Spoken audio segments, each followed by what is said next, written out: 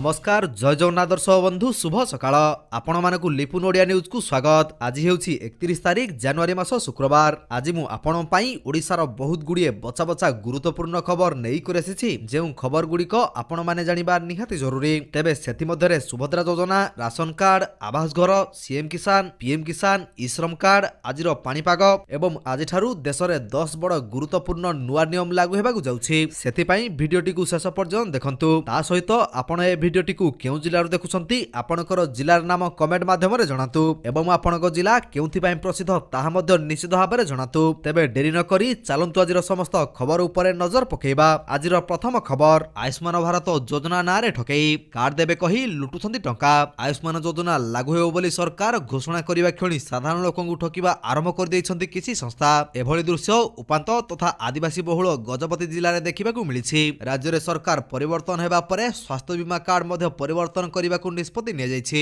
तेबे सारा देश रे लागू होइतिबा आयुष्मान भारत स्वास्थ्य बीमा योजना अति शीघ्र लागू हेउ बोली स्वास्थ्य मंत्री घोषणा करिसंती। आउ एहार किछि दिन भितरे ही आरंभ होई जाइछि ठकामी।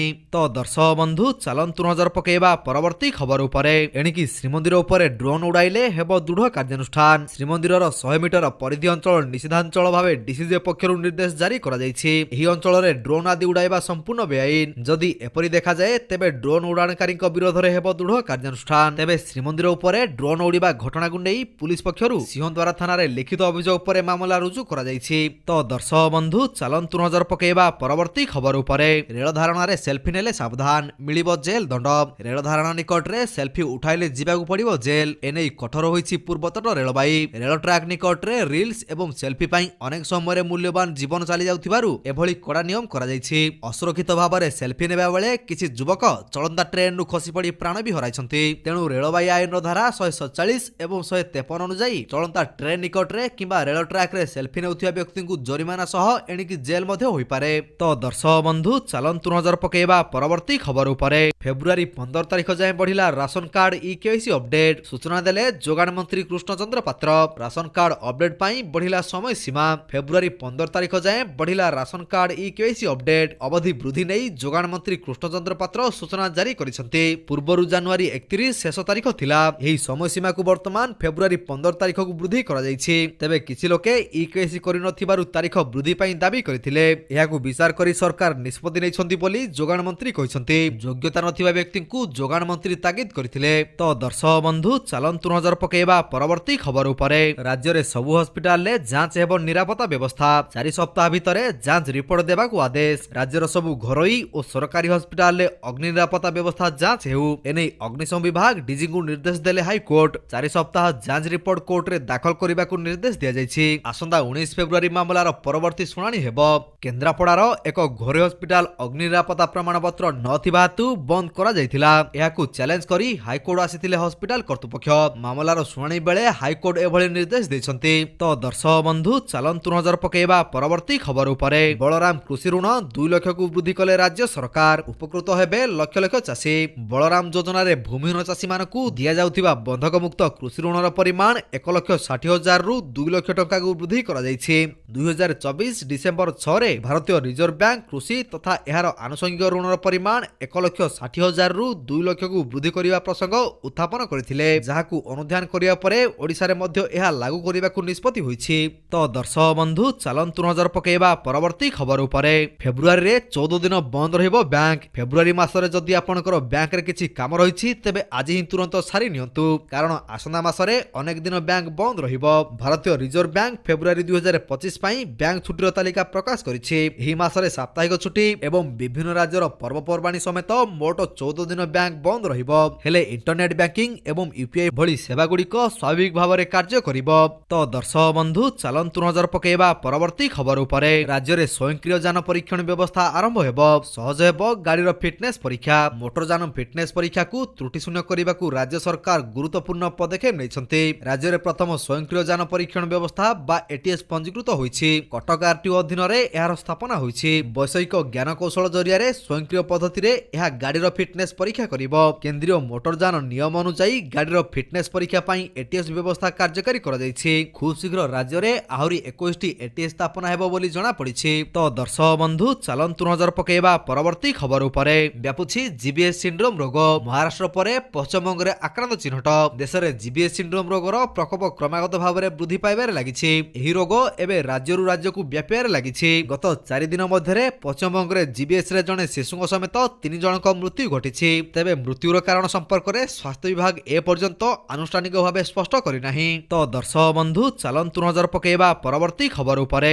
ଆସିଲା ବିକଶିତ ଗାଁ ବିକଶିତ ଓଡ଼ିଶା ମାର୍ଗଦର୍ଶିକା।